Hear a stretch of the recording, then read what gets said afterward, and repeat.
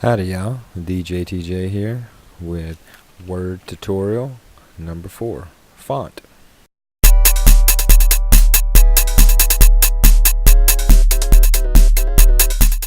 Okay, so once you've made your document and you're beginning to type or input any kind of text into it, you might want to change the style of that text, and you can do that by changing the font. If you go to the Home tab and then come to the section for font, this is where you can change the style of font and do a bunch of little things to just change the way your text actually looks. So the first drop down, and if you haven't typed anything, you can always go ahead and set it and then begin typing. But if you've already typed things, you'll need to highlight it. Then you can come up and make your changes. Now, one thing I want to say is Word has some really nice features. If you right click, a lot of these features are right here, so you can just manipulate it without going back and forth. But I'll go ahead and go over this area, and once you understand how they work here, they work the exact same way and when you right click. So the first drop down is your actual font. It has a ton of preloaded fonts. You can always go on the internet and download some more fonts if you had something specific. And if you've highlighted some text and you're just sort of mousing over here where the highlight is, you can see that they're changing.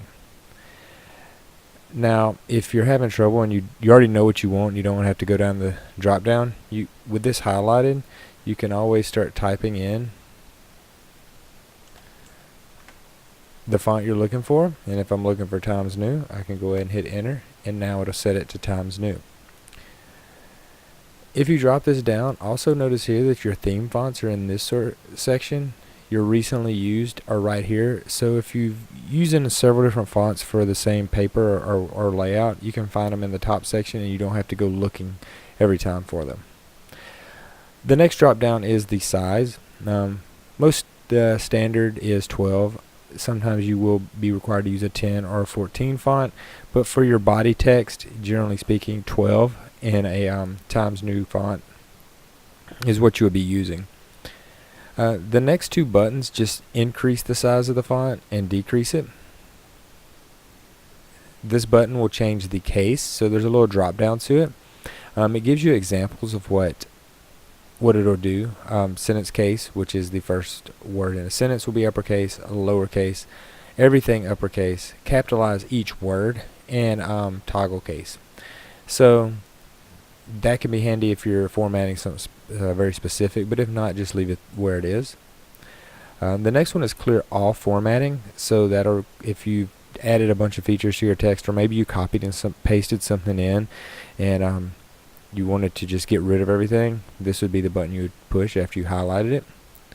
The next is bold, underline, bold, italic, and underline. Now keep in mind, not every font has the ability to be bolded, italic, or underline. So if you're not able to select any of these, it's because that certain font doesn't have that functionality. The next is a strike through. So you see this a lot of time in editing, or if you're doing something very special, you would add a strike through to it to show that, hey, there used to be something there, but we're going to take that out. You have a subscript, which if you can see the image here, it has a little number next to the X. That's going to give you, so if we add a subscript here, it'll make the J little. If I undo that and then do the superscript, it'll add it to the top. And that's important sometimes if you're doing certain mathematical calculations or some kind of chemistry, you'll add those in a lot of times.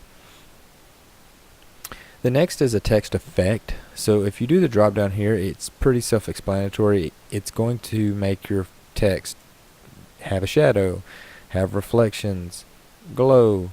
So if we just select one there, you can see that it's sort of glowing. Let's go back and try it again. Let's try this mirror. So there's a little bit of a mirror. We can zoom in. Usually you'd use these effects for more headings or different kind of titles as opposed to your body text. You wouldn't want to do necessarily something so hard to read for really small text. The next one is your highlight. So when you highlight something, you have a bunch of different choices of colors. A lot of times the standard highlight color will be set to yellow, and you can again do that by highlighting text and going to no color. Next is your font color. So if you want to change colors, you have a bunch of presets here.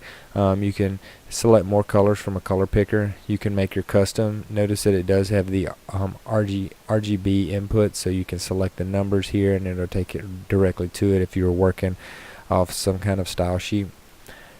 And finally, for the fonts, this little drop down, if you click that, it brings up a menu that allows you to manipulate a lot of the body text and set themes up and set as default. So right now what you would be doing is I could go through here and set this as a default for this document only, or all documents on this normal template, so whatever you wanted to do. So now that I've set that there, I could change different things. I know no matter what I sort of copy and paste in or what I do, I have my theme set up. And you of course can always go back in and adjust that. Notice here that it has the font size, all of that.